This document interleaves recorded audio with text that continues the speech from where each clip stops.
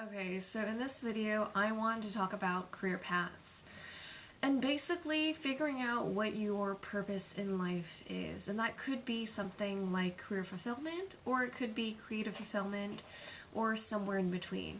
And I was raised in a super traditional household.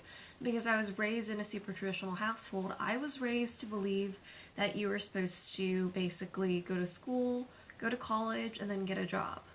Whereas as I got older and older, I'm 25 now, and probably around when I was in college, I started exploring more of my creative side and exploring sports more. And I realized that I was good at sports and I had more creative hobbies like music and maybe even acting or, rock climbing and different sorts of things. And so in this video, I wanted to talk about how you're supposed to figure out what is your true life path. And I think that there's a number of factors that you have to keep in mind. One, you have to keep in mind what is actually profitable. Two, how to market yourself. And three, I'm kind of just making this up as I go. I don't think that there's a one size fits all, and I really don't think that there's a one size fits all for what you should do. But I think the way to sort of hedge your risk, let's say that you decide to move to Hollywood or you decide to move to Los Angeles to pursue your acting career or your modeling career or your music career. And then you work in a cafe or you work in a coffee shop and you try to figure out how to go from that to being in film or television or music. I think one way that I'm trying to hedge my bets against that or against the possibility of being a homeless broke rock climber is by having multiple baskets and by being a generalist of sorts. And by being a generalist, I'm being a generalist until the thing that I really, really love, whether it's wanting to pursue an acting career or a music career or a rock climbing career, so that if I can't make money from the thing I really, really love, I can still pursue it alongside. It just sounds like I'm pursuing a normal career at this point, is what it sounds like, I realize.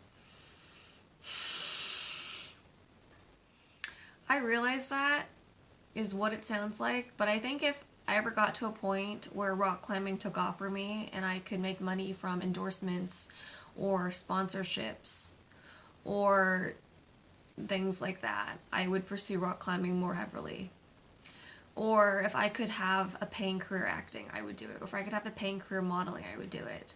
But I think most people are like that, where if an opportunity presented itself and it was a reasonable opportunity and could pay their bills, they would take it. And I think for me, right now, I'm trying to figure out, I guess, how to gracefully transition between different periods in my life. And because I'm trying to figure out how to gracefully transition between different periods in my life, it's really just a matter of sort of taking everything in stride and just going with it and just hoping that it'll work out. I'm recording on my Google Pixel 2 XL phone, and I'm recording it with a tripod, so now it's a bit zoomed out. It's really early, it's not even 6 a.m. Pacific Standard Time, but I'm recording it really early because I didn't sleep at all. Because I didn't sleep at all, I'm awake. And I have a really good hair day right now, so I'm taking advantage of that. But I think the point of this video is showing how I guess you could do both. And I think one way that I'm trying to do both is by having my own sort of income, being self-employed. And by being self-employed, it offers me the opportunity to have a lot of flexibility. And by having a lot of flexibility, that's sort of my gateway to having more options and trying to figure out how to do what I love and make money off of doing what I love. I love rock climbing, I do. And I'm barely rock climbing these days, and I know I'm barely rock climbing these days, but I'm barely rock climbing these days, one, because I'm just getting back into it, so I don't want to injure myself. But two, I don't want to put all of my eggs in the rock climbing basket unless I can make money from it. And I know I can compete at a really high level in rock climbing, but I don't want to put all of my time into rock climbing again like I used to, because in the past I've spent 8-hour days rock climbing, which sounds like a lot, and it is a lot. And you don't really rock climb that much unless you're actually trying to compete.